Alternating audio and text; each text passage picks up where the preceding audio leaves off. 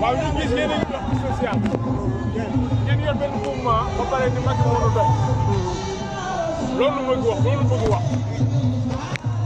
ñu ngi leen di nuyu di leen sant di nuyu képp koo xamante ni yaa ngi ñuy déglu mouvement ak ndaw ñi comme son nom leen di dafa nekk mouvement boo xamante ni ndaw ñee tax mu toog fii waaye mouvement buy yëngu dafa am fu muy yëngoo te fi ñuy yëngu fi mu toll nii ñi ngi yëngu biir Sénégal di yëngu biir suñu réew xam nga dañoo gis ni le président Macky Sall mi ngi def liggéey bu am solo ci réew mi waaw te yaakaar naa ni carrément loolu kenn ku ci nekk ci ñun teg na ci bëtam de sorte que ni ñun ñu jàpp ni bépp citoyen am nga devoir mais am nga droit aussi gis sa président di la liggéeyal nga wàcc ñëw jàppal ko tànk parce que dama jàpp ni réew mi lu ñu bokk la waaw te lu ñëpp bokk dama jàpp ni kenn du ko aakimoo ñëpp ci jàpp waaw quand le président est en train de faire d'énormes efforts pour intégrer notre pays dans le concert des nations, je me dis que nous aussi c'est un devoir pour nous de venir l'appuyer et c'est la raison pour laquelle on a tenu à organiser par exemple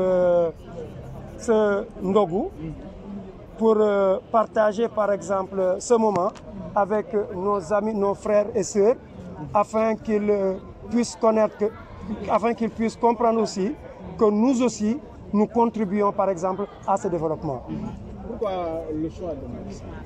Pourquoi le choix de Macky Sall? C'est simple, parce que Macky c'est quelqu'un qui est facile à soutenir de par ses réalisations. Macky a beaucoup fait dans ce pays. Chacun a le droit de défendre qui il veut.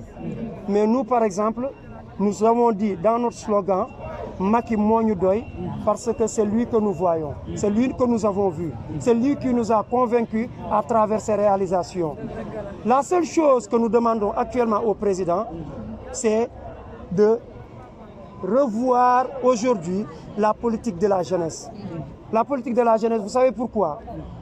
Quand on construit un pays, on se doit aussi de construire par exemple une population. On se doit aussi de construire les citoyens. Ça, c'est très important.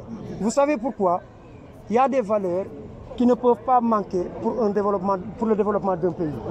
Et c'est la raison pour laquelle nous voulons rencontrer le président, ou bien nous lui lançons un message solennel même, afin qu'il puisse intégrer ces valeurs-là au niveau des écoles. Nous voulons demander au président à ce que ces valeurs, c'est-à-dire les valeurs du civisme, citoyenneté, honneur, dignité, respect, mais aussi patriotisme, afin qu'il l'intègre dans le programme. C'est autant de valeurs qui fondent une nation. Et si nous voulons demain que le Sénégal participe dignement au concert des nations, nous devons faire en sorte, n'est-ce pas, que ces valeurs-là soient intégrées au niveau des jeunes, au niveau des enfants plus particulièrement. 10 000 jeunes. Objectif. 10 000 jeunes effectifs, ça c'est pour investir le président. Mais ça, nous disons 10 000 jeunes, mais nous pouvons même mobiliser 20 000 jeunes. Parce que nous savons aujourd'hui, rien qu'à travers cette manifestation que nous venons d'organiser, que beaucoup de jeunes aiment Macky Sall. Beaucoup de jeunes, par exemple, soutiennent Macky Sall. Mais ils n'ont pas vu, par exemple, des structures ou des activités où ils peuvent montrer, par exemple, leur engagement, leur amour et leur détermination.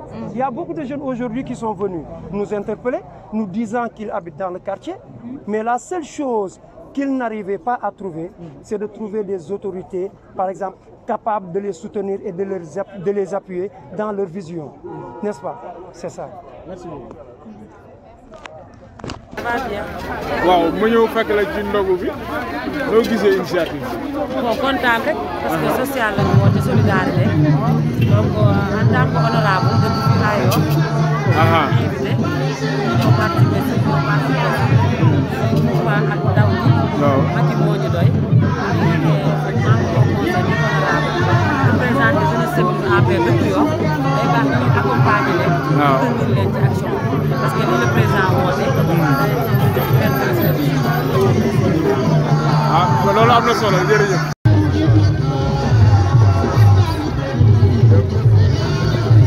ay ziar bu baax. initiative bi noo ko gisee.